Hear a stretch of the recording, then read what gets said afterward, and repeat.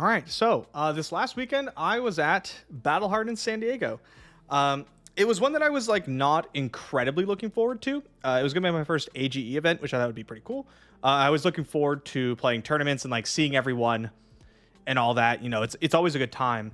But this one was a little weird because it's right before Rosetta comes out, and as you guys know, I'm pretty excited about Rosetta. There's wizards in it, and so it's kind of like a weird middle spot. Oh, the Pro Tour's over, but it's not quite the new set yet, so you're not really like learning anything super new. You're just taking the practice that you've already put in and going and playing a tournament, which is totally fine. So I had booked it before the Pro Tour. I booked my flight, bought the ticket, and all that. But there's an issue. At the Pro Tour, I did pretty well. I cashed.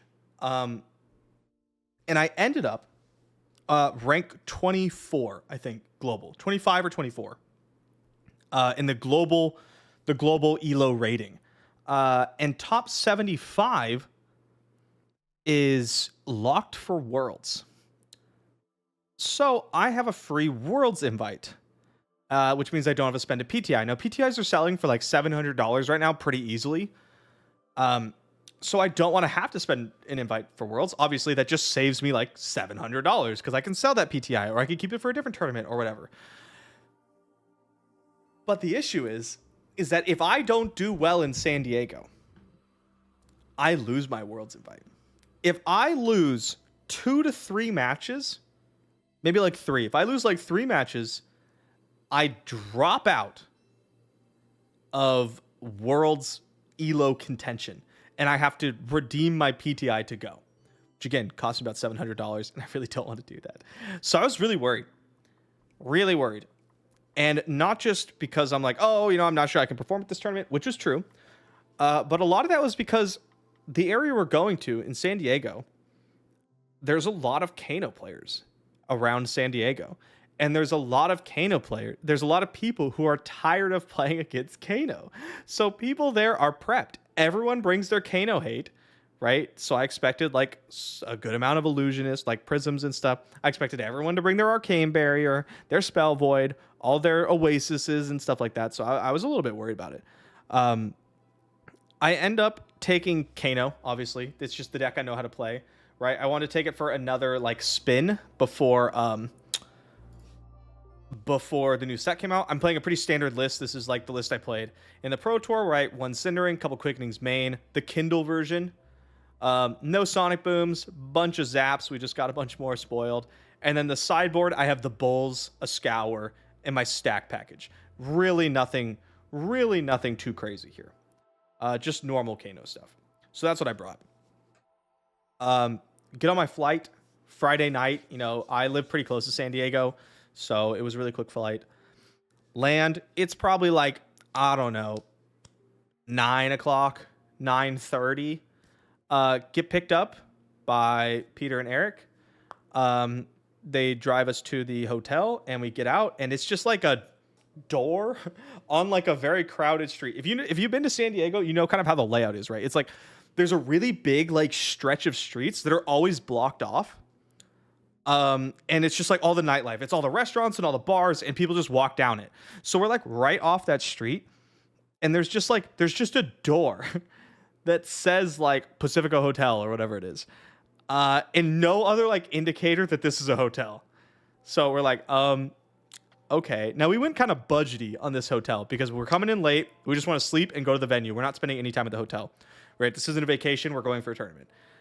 So we like open the door and we walk up the stairs, and the ceiling is like brushing my hair as I'm walking up these stairs. But I'm 5'10". I'm like not tall. So I'm like, this probably really sucks for anyone who's like over 6 foot. They have to walk up these stairs all like hunched and everything. I'm just getting kind of like not great vibes from this hotel so far. We walk up, and I walk into just like a wall. And then on either side of the wall, on like corners going back, like 45-degree angle, are just like doors into the actual rooms, the hotel rooms, right? But I'm like, I need to check in. Where do I do this? And so I'm kind of spinning around, and then I see like a cage area almost. You know, like the gas stations where they're in a not great spot, and you have to like slide your money in through the thing, and then they have to go get like the bag of Doritos you want or whatever, and they have to put it through the thing, and you like that's how you exchange goods and services. You can't actually like walk into the gas station because they're worried about like them getting shot or robbed. Sounds sketchy. It was sketchy. And so some old dude in like a saggy wife beater comes out, and he's like, "What could I do for you?" And I'm like, I booked a room here. It's under Caleb." And then he like just found a thing. He's like, "Sign this, give you your ID." And I'm like, "Okay." And he's like, "All right, go back to room 100 something." And I'm like, "Okay, thank you." And so we turn around and we start walking down the hallway that he pointed. But every like 3 rooms, it's like room, room, room.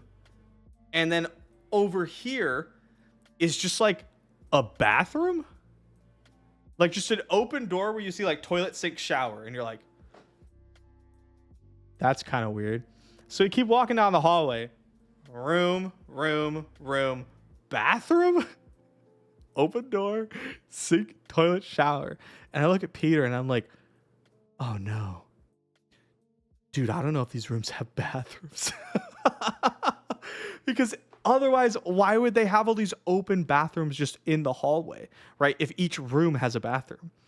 So we keep walking, and it's like 1 bathroom per every like 3 rooms. It's a lot of fucking bathrooms. We open the door to our room. It's very bare bones, right? It's like motel status. You know, it's exactly what you expected. There's 2 soft-ish spots you can lay down. You could call them beds, I suppose. And then like a swamp cooler in the corner, and that's about it. And I'm just like, please, dear God, let there be a bathroom. Please, dear God, let there be a bathroom. So we walk through. There's a little like step up, like half a foot, and then a door. And we open the door, and it's a bathroom. And I'm like, oh, thank God. I was so worried that every time I had to pee at night, I would have to like leave the hotel, walk out in the hallway and go to one of those like communal bathrooms. And I was like, I absolutely do not want to do that ever in my entire life. So very thankful we had a bathroom. But the hotel, motel, Holiday Inn, it was a bit sketchy, not gonna lie. It had a chain for the door, right? You know, just a normal hotel chain. You take the thing, you like a latch, and a lock. So that night we like go to bed, we lock the door, we put the chain on.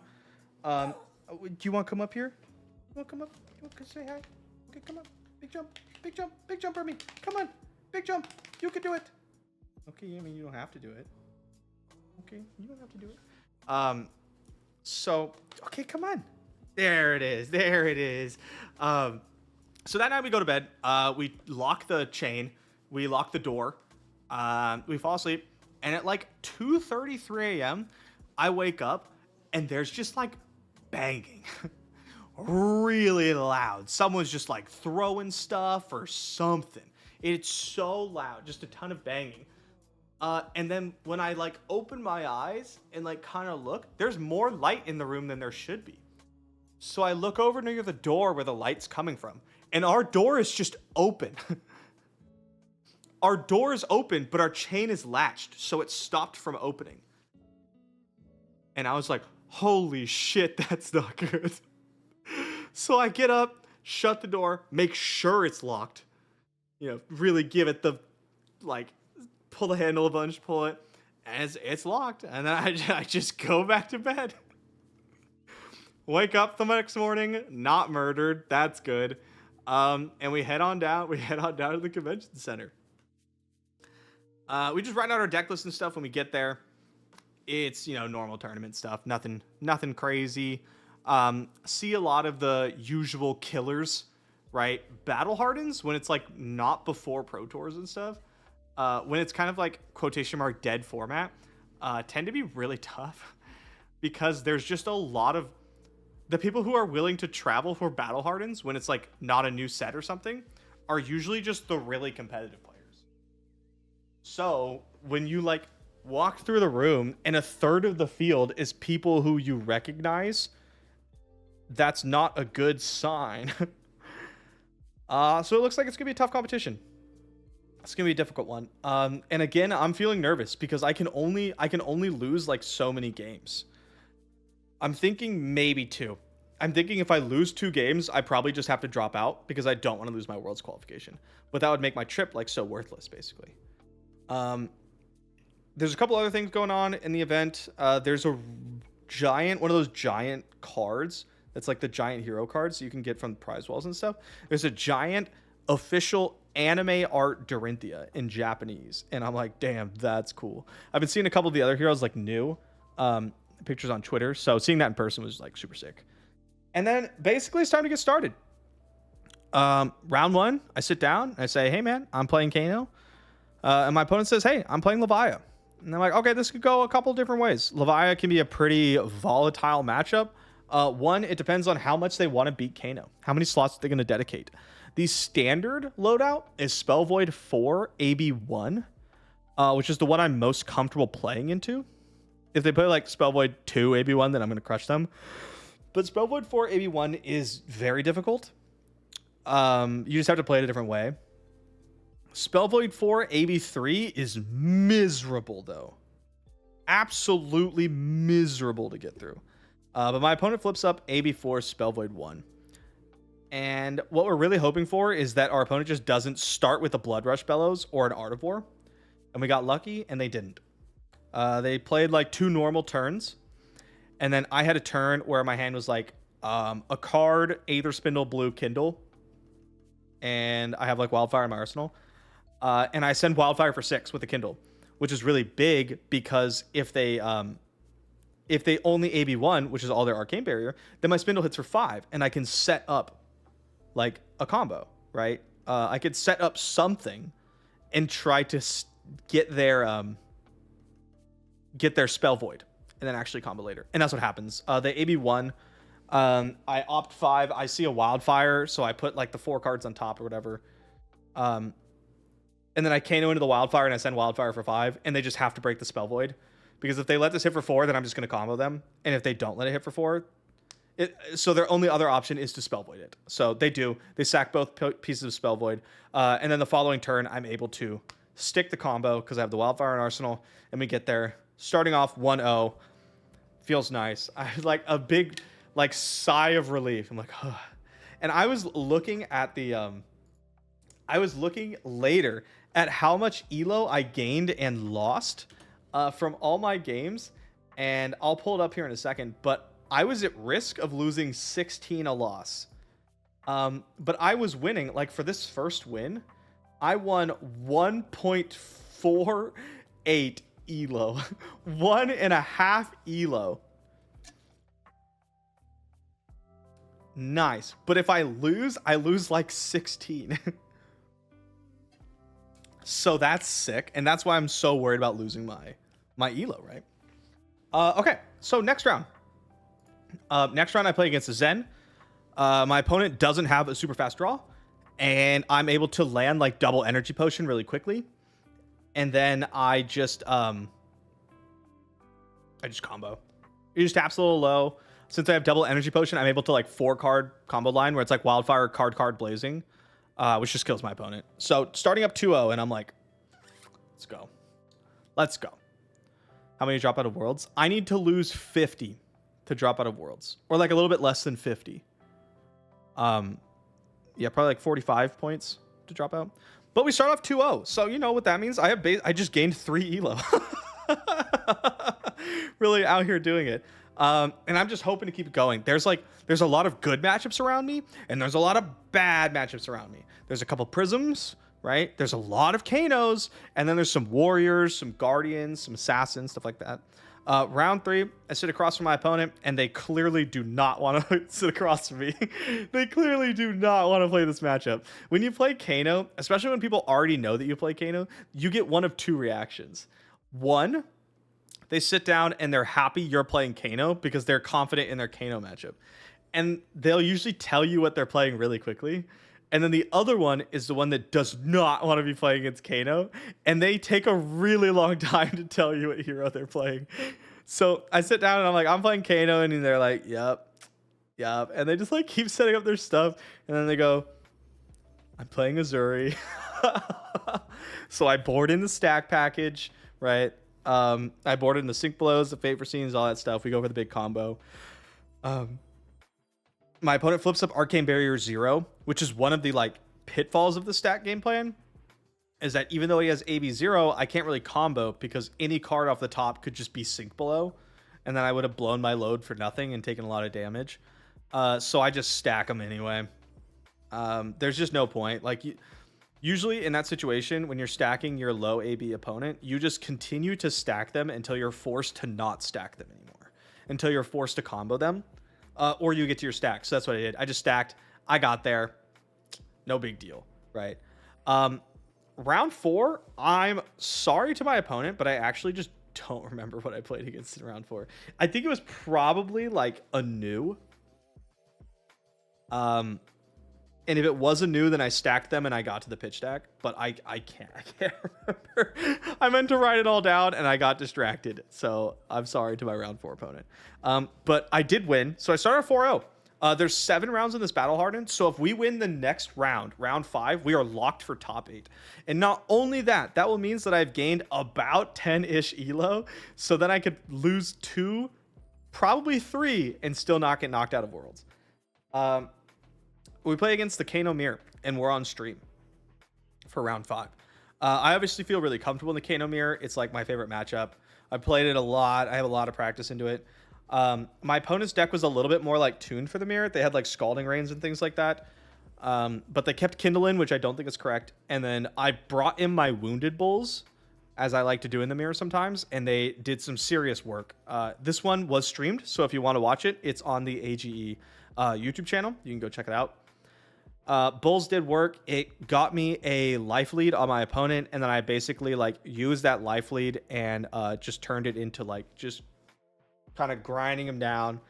And that game, yeah, just ended up killing. I took all their cards on my turn, and then on their turn, I just drew up Storm Striders any spell and killed them. So stoked. We're 5-0. We're locked for top 8 already.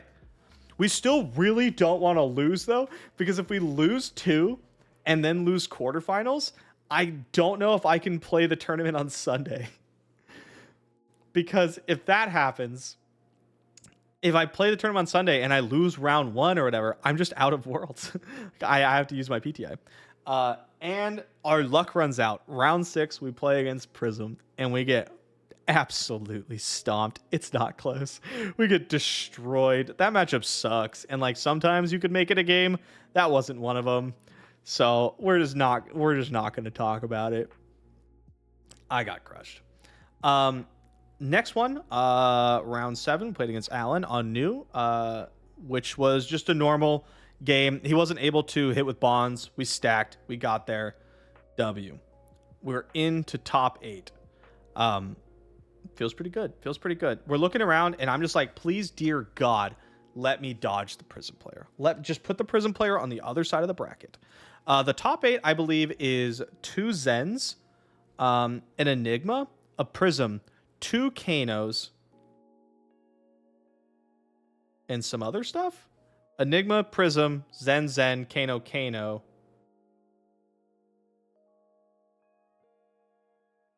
I don't remember what the other ones were. What seed was I? I was 3rd seed. I like the Zen matchup as Kano. It's not the best. It's not the worst. Azalea, Riptide. Oh yeah, thank you. Azalea and Riptide. They were on the other side of the bracket, so I didn't see them. Dio was Sunday. So I'm up against Tyler Horspool on Enigma in the quarterfinals. The Prism is on the other side of the bracket. We lucked out. So if we see them, it will be in the finals. Up against Tyler Horspool on Enigma. Now, Enigma matchup is really difficult because you have to continue managing the board while set up a stack game plan. Because if you can't stack them, it's really hard to do enough damage to actually kill them. But if you can't keep the board clear, then even if you stack them, you can't do enough damage to kill them. Tyler's Enigma is different. It's like Reality Refractor Enigma, which is more reliant on like auras, right? He plays like 9 copies of Spectral Manifestations. And then, so if he like plays Spectral Manifestations red, he makes a Spectral Shield with 3 counters. He attacks with the 1 remaining resource that he has floating, and it attacks for 8. Like, it's a lot. It's a lot of damage. That deck does good numbers. However, we can possibly disrupt it by killing the ward on my opponent's turn. But this matchup's difficult. We played it in US Nationals in like round 1, I think. And I ended up taking it, but his version wasn't as solid as it is now. And neither of us knew how to play the matchup. And also I had 3 copies of Scour back then, which was really, really, really good in that matchup. Now I only have 1 copy of Scour. We're playing the game. I'm getting a stack going, but it's not an ideal stack. And then he starts to kind of get a snowball going. He gets a not Spectral Manifestations, the Restless Coalescence with a bunch of counters, and he's attacking with it. And I need to kill it. And so my options are take a bunch of damage, put pressure on him on my turn, or Kano off the top, and if I hit cards that aren't blues or zaps, I can kill it. And I Kano and hit Blazing Aether, and then I Kano and hit zap, and I Kano and hit like another blue, I think, like a Scalding Rain or something. Not what we were looking for. Especially since Blazing Aether is basically blank. I throw the other spells at him. He blocks it. Waning Moon and stuff. He casts Waning Vengeance, I think it's called. The 1 mana instant aura that when it blows up, if you have a blue in your pitch zone, you make a Spectral Shield. And that's going to cover the rest of my damage. I still have Blazing Aether and Banished. And 1 resource floating. So when that dies and the trigger goes on the stack, I put Blazing Aether on the stack, and I activate Metacarpus nodes to turn it from 0 damage to 1 damage. Now, that happens.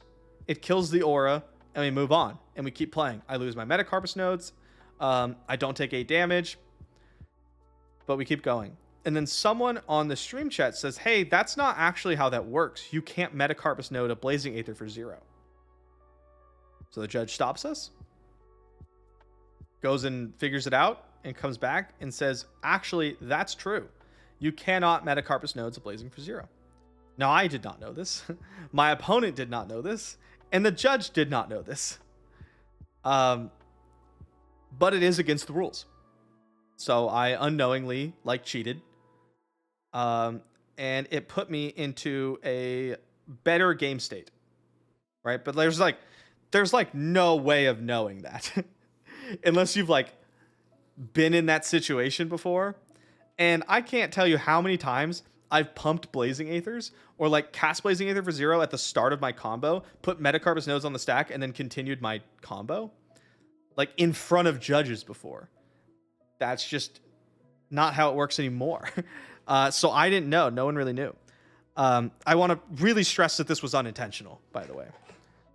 The judge didn't know? No, nobody knew. Nobody knew. Or he didn't catch... I would say he didn't catch it, but he definitely did not know because he went around asking people and then looked it up and stuff. It just doesn't buff it if it's 0 damage. You can't even... Yeah, so... And then 2 days later, we found out that Metacarpus nodes does trigger on it. It was a whole thing. No one knew how this worked. But I got in trouble because that was against the rules, right? The issue is that we're too far. We're a whole turn past and things would have changed. So we can't rewind it. So the judge has 2 options. 1, give me a match loss. Just end it on the spot. Tyler goes through. I lose the game. Option 2, give me an IP2 penalty, which means that for the next 2 turns, I draw 1 less card. That would mean that the thing resolved. So I would lose my Metacarpus nodes and I would draw only 3 cards. And the judge was really heavily considering just giving me the match loss. When I talked to him later, he says 30%. He was thinking 30% of the time he would give me a match loss there. But he decided to go with the IP2, which I'm very thankful for. However, it still puts me in a really rough spot because I need to survive getting to my stack, which is about 2 hands away, while also keeping the board clear, while only having 3 cards. For rule, no one knew. That seems harsh. I would have appealed it. I would have tried to appeal it because I think that would have been a little unfair to give me a match loss for such a incredibly specific rule that nobody knew. But it is what it is. You can only do so much. So we continue. My first hand is 2 cards and a Scour. So I block with 2 cards. I use my Tunic resource. I cast Scour to kill something. Next hand is 3 reds. Now, the hand after that is it's already in my stack, right? But I want to get to this 3 blue hand that I have coming up. The issue is that I have I have 3 reds. Or I pretty sure I have 3 reds. Yeah, I can't like send anything. Tyler attacks with a spectral shield, and it's attacking for like 5, and I'm at 4. If I block with a 3 block or whatever, and his arsenal card is the Astral Etching's red, I lose the game. So instead of like blocking with 1 card and then sending a spell, I end up blocking for 6. Honestly wondering later if the IP1 gave you just the right reach on your pitch deck. Not really, because I kind of wanted a red from that, and I didn't quite get it. I also can IP myself, so like all it did was take away options, right? Because I can always IP myself. It's never getting an IP penalty is never beneficial in these spots. If I really wanted to, I could just keep a card in hand and have the same effect. But I get to choose what card I keep. You know what I mean? So it is not beneficial to me. But I do survive. The issue is my opponent has an aura, right? Goes back to his turn. He's got an entire hand. Now, if he just attacks with a spectral shield, it costs 1, and I have to go off anyway because I'm at my pitch deck. And I don't know if I can get there. But instead, he pitches a blue and casts Command and Conquer, using 2 resources that he wouldn't have otherwise used. And then I go through my combo. It's a really tough combo. This was also streamed, so you can go watch this game. It was a really tough combo because the cards, like the stack wasn't exactly how I want it. That happens a lot when you're playing against Enigma. So you have to like do some tap dancing route. And I barely stick it out. And I take the win. Isn't the first spectral attack free? No, the first spectral attack costs 1 less, and he's on Refractor, which costs 2, so it costs 1 to attack. Oh, so we win the quarterfinals against Enigma. I'm really sorry, Tyler. Don't worry, he got his revenge the next day. But that was an uncomfortable spot. I felt really bad about it. And then someone on Reddit accused me of being a serial cheater, which was not great. But, you know, it is what it is. Classic Reddit comments. In the semifinals, I play the Kano Mirror, same person I played against in Swiss. But this time goes a little bit different. I'm feeling really good because I love the Kano Mirror, and I'm down to play it. And if I win this game, I get a PTI, no matter what, because we'll be in the finals. But I am at a life deficit. And the issue is my opponent is going to hit their stack first. So they go to a turn and they pass, and I can try to go off on their end turn. But the issue is that I know my top 4 cards before I hit stack are in some order 2 blues, a wounded bull, and a red tome. So we have a red tome, which we want to hit, 2 blues, which we want to draw, and red bull, which we absolutely do not want to be on the top of our deck at any point in this. I don't want to draw it. I don't want to Kano into it. So I have like Eye of Ophidia, and I can pitch it to try to get through the bull and put it on the bottom, but it's like really awkward. So I decided to just go to my turn, cast a spell, and allow my opponent to try to combo into me. And that's what I do. I cast Aether Flare from our arsenal, and then my opponent decides to do some comboing after that hits, actually. It hits for 2, I do the thing, shoot Waning Moon for 2, and my opponent combos into me. I activate Kano with Eye of Ophidia, just hoping to see like Bull Tome. And I end up getting to put the bull on the bottom. I find the tome, I banish it, I draw the 2 blues, I end up ragamuffing zings like a blazing or something. And then I hit my stack, which is like tome blue, blue, tome blue, blue. I'm able to just draw up enough resources to allow my opponent to combo into me. They send a wildfire. I'm just like, yeah, bro, I'll take it. They send a couple more spells, and then once it's about to kill me, I start sending spells back at them that are buffed by my opponent's wildfire, and I win the game. Kano Mirror W for the second time. Absolutely love it. I mean, it's a rule longtime Kano players should know, one of the few pitfalls, but it's entirely reasonable not to know it. Yeah, I just didn't know it. I knew that Scour can't be buffed by Wildfire, but that's like if its target is 0, but it's just a weird one. So we're on to the finals, and we're up against Brody Spurlock, who's kind of a good player. This time that I played against Zen, Brody drew a little bit rough. I had a flare turn, which he couldn't block, so I ended up dealing like 13 or something. No, like 11 or something, 12 on that turn. And then I sent in a Aether Spindle for 5, and he no blocks. And I was like, oh my god, that's really good. So I hit for 5. I have like 2 cards in my hand, I think. And I see like Potion, blue, blue, blue, Cindering, blue. So what I do is I Kano into the Energy Potion. I put one of the blues on the bottom, and I like draw the 2 extra blues in the Cindering Foresight. I have red tome in my arsenal, not a combo piece. So I have 0 combo pieces. But I have Energy Potion on the board, Cindering in hand, 3 blues. Brody like plays out his hand. Only has 1 card left, and I can like definitely assume that it's a red because of how he didn't block the spindle. I cast Cindering, and the Cindering sees Aether Spindle, Blazing Aether, and a blue. So I banish both of them. I Ragamuffins the Gaze on top. I cast Gaze. I don't think I see anything. It comes back to my hand. I kindle this sorry, I can't remember. I Stormstrider Tome at some point in this turn. And then Brody's like, I activate Stormstriders, and Brody goes, aw, like he's gonna lose. And then it's Tome, and he perks up, and I'm like, yeah, is that what you thought, huh? You thought that was gonna be wild. You thought you were dead. So I draw 2 cards from the Tome in my arsenal.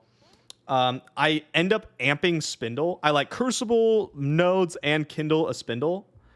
Or no, I just Crucible. Did I even have Kindle? I'm sorry. No, I didn't have Kindle. My God, my memory right now. I send Spindle in for 6 or 7 or something. I can't remember. It hits for 5. That's what matters. It hits for 5. It's the only damage I've done so far this turn. It's for 5. I have Blazing and Banish, so I can do 5 to 6 more damage currently. I look at my opt, and it's 3 blues, a red tome, and a Kindle. So I set it up so that I can banish the tome, draw 2 cards, activate Kano, cast the Kindle, draw the last blue, right? And then I think I Gaze the Ages, and I find the second Blazing, banish it, hit another card off the top, card, Blazing, kills my opponent, and we win the Battle Hardened. My first ever Battle Hardened win. I have like 3 or 4 Battle Hardened seconds, but this is my first Battle Hardened win. And it feels really good. So I get the gold foil, I get a PTI, I get $500, and then the surprise at the end was that I actually get that anime art Japanese Dorinthia, the giant one. I also got that. If you go on my Twitter, you can see the picture of me holding it. And I was just so stoked. And I keep the World's Invite. Yeah, I don't have to use a PTI for the World's Invite. I do my interview. I open up the gold foil, hoping it's something good because I just like to open them. I think it's fun. And it's Apex Bonebreaker, the Brute arm, continuing my run of opening a lot of Brute gold foils. But this one's good. That's a really good one. That's a valuable one because all Brutes play it. It's very, very strong. So I was really happy to get it because like if it's not going to be like a Wizard gold foil or a Runeblade gold foil, I at least want it to be one that I can sell, right? And Apex Bonebreaker is very sellable. So yeah, not a bad day. We go get some food afterwards. You know, people say congratulations. I read some hate messages about how I am cheating everybody. And that's it. We go back to the motel, go to sleep. By the time I wake up in the morning, I had already sold both the gold foil and the Dorinthia. I was just like, you guys have them. And then it's the AGE tournament the next day. It starts off pretty good. Play against Quaco, an old LOR buddy. On Zen, I draw well. He doesn't. Blast him. Round 2, keep blasting. And then round 3, I sit down against Tyler Horspool, who crushes me, who gets his revenge and beats me up. 2-1 in the tournament. And then I play against Brody Spurlock, and he crushes me. So I go 2-2, drop out of the tournament so I don't lose my Worlds invite. And I lost to 2 of the people that I beat. Both people that I beat in top 8 feature matches are the people who beat me on Sunday, which I thought was kind of poetic and nice. Brody ends up winning the Sunday event, so he got finals for both of them. Right, he won one and got second in the other, which is absolutely crazy. AGE changes ELO, it does, because it's a ProQuest Plus. Smaller amount, but still changes it. And yeah, we go grab some food. There's this place in San Diego where it's like a, mostly like a crab kind of place. And I split a giant bucket with Eric of like lobster, chicken, steak, shrimp, tortillas, rice, beans, chips, all this stuff. Just absolute so much food. And we crushed the entire thing. And it was so good. And then they had like on the TV was like a Padres game. And I hate baseball. I do not care about baseball even a little bit, right? But I wanted to order an alcoholic beverage because I wanted to celebrate, right? So we go to order our drinks, and halfway through ordering, I'm going to order like a margarita, and Eric's going to order a beer. And halfway through, she goes, "Oh, actually, we have game day specials today." And we're like, "Okay, what is it?" And she's like, "Oh, well, beers are like half off, and margaritas are like half off because it's a Padres game." And we're like, "Holy shit." So we order our drinks, and for the rest of the time, we're just like praising the Padres. So we're just like, thank God for the Padres, man. Like, anytime anything went well in their game, we were like their biggest fans. Just because they got us our drinks for half off. It was a great time. Flew home and got food poisoning. Not that that's really part of the story, but it happened. Was riding the high all weekend, came home, got food poisoning. Is what it is. Can't win them all, I suppose. But I had a great time at the Battle Hardened. It was really fun. It was really nice to take Kano for another run. I was really, really expecting to like absolutely 100% switch to a new wizard. But some of the cards they're giving for Kano are definitely upgrades. And I'm not so sure how cool Verdance is going to be now. She's not looking like she's going to do much wizardy stuff at all. So we'll see. Next tournament is going to be in a week and a half from the time of this posting. I will be at the Tampa Bay world premiere for Rosetta. Going to play the world premiere and then the calling. So yeah, I'll let you guys know how that goes. I'm really, really excited about it. I'm going to be theory crafting and building the new decks as soon as we have some of the Majestics and everything. So let me know which ones you would like to see first. And that's all I got. Thank you guys so much for coming. I appreciate it. Go check out my Patreon.